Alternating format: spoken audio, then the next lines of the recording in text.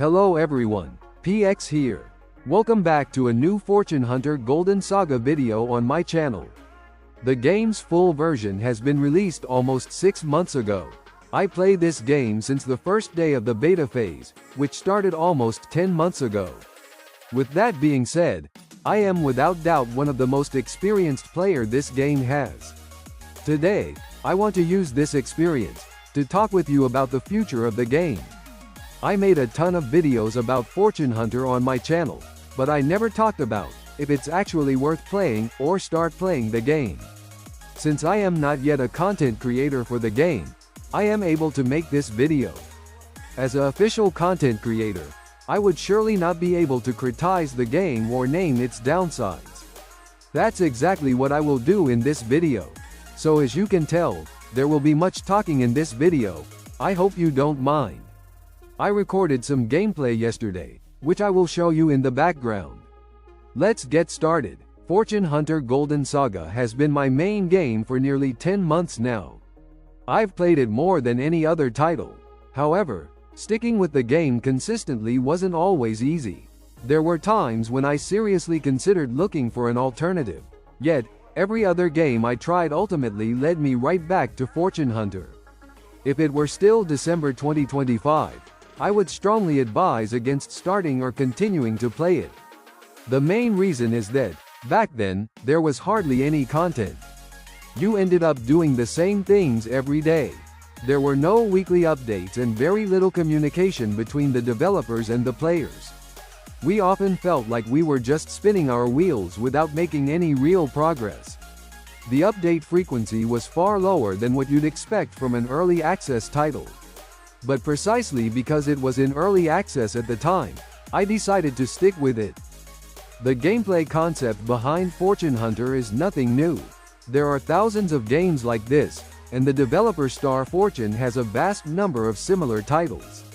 What sets Fortune Hunter apart from all the others, however, is its setting. It is the first game in this genre to take place in an underground world where you fight goblins instead of zombies or anything like that. I thought that was exceptionally good back then, and it still is today. One thing that really bothered me at the start, and unfortunately still does today, is the fact that the game is heavily pay to win. Explaining exactly which elements are pay to win would go beyond the scope of this video, so I'll cover that in a separate one. Generally speaking, however, the game isn't exactly friendly to free-to-play players. You simply can't compete in the top leagues without spending money. Competitive play essentially boils down to a duel over who can spend the most cash. Besides that, the in-game bundle prices are way too high. That's a major downside for me. Paying players are given a huge advantage. The latest example that comes to mind is the skins. They come with bonus stats that boost your troops' strength. That really shouldn't be the case. It's not a free-to-play friendly system, especially since most of these skins are locked behind paid passes. Another thing that really bothers me is the fact that things are constantly being introduced into the game before they are actually finished. Take the new hero animations from January, for example. To this day, not all of them are fully animated. Or the new buildings, the ventilation systems still don't move. Dear developers, please finish developing these features completely before adding them to the game. It's the same story with the bugs that always appear after updates. Every update brings 10 new bugs. Please test the patches before releasing them. Another issue I have is with the hero and combat systems. None of the heroes are particularly unique, nor do they possess abilities that no one else has.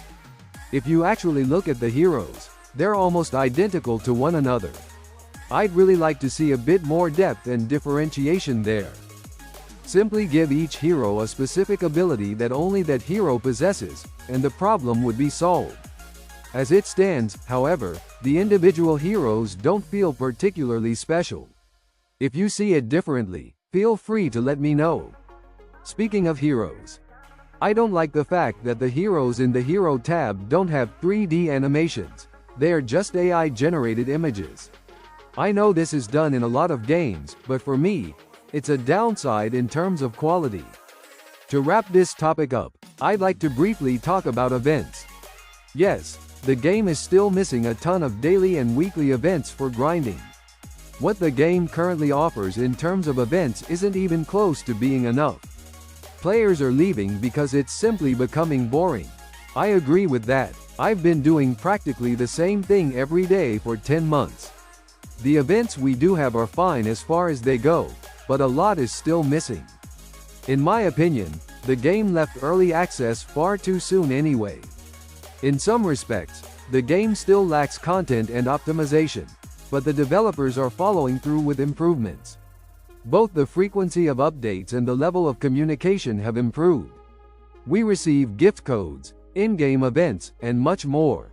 Things used to be worse. I've spoken quite negatively about the game so far, but are there positives? Yes, as I mentioned, the game's setting is truly unique. The graphics are great, both the character skins and the overall visuals. The developers certainly know how to handle animation. I also like how simple the game actually is. It's well suited for beginners and doesn't overwhelm the player. That's a stark contrast to other games where you have to read through pages of wiki articles just to understand the basics. The game's support team is excellent. They are available daily and always respond. Whether in-game or via email, you get an answer every day. While the game certainly lacks sufficient content, that actually gives you plenty of time to grow between events. You aren't overwhelmed by events. Instead, you have time to settle in. And I appreciate the fact that, especially the female characters, look normal. In other games, the females do look a bit. Yeah, I think you know what I mean. I will only say that the female characters' breasts do not jump at us like in other games. Overall, the game is very well developed.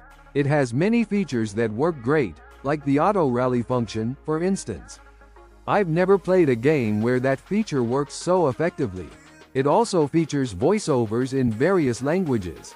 The game runs smoothly, doesn't drain much battery, and is a solid product all around. That said, there is still plenty of room for improvement. Would I recommend continuing to play the game? Yes. Would I recommend starting over? Yes, but only as a free-to-play experience. Please don't spend money on this game in its current state. You don't need to invest money to enjoy it, so please save your cash. Don't push unnecessarily hard just to boost your power. High power doesn't make you a good player, and neither does spending money. Experience and playtime are what make you a good player. If the devs take our suggestions to heart and the game gets past its initial phase, then you might consider spending money, but I wouldn't do it before then.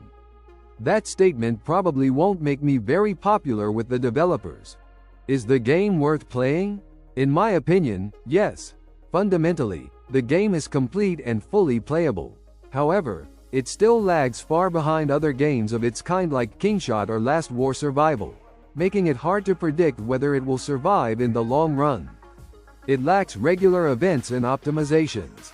Some fundamental optimizations that are still missing include, for example, a formation save function, allowing players to pre-save specific troop setups, or the option to unlink social media accounts.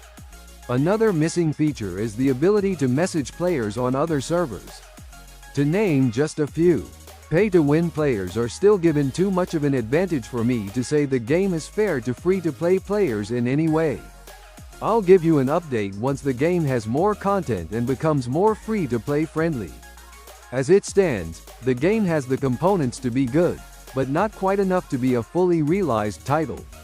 So, keep playing and grinding as best you can, but save your money until the game becomes fairer and more complete. Give the developers as much feedback as possible. That's the only way the game can improve. It has a great foundation to build on. I hope the devs do more with it. That's all for now. See you in the next Fortune Hunter video. Bye.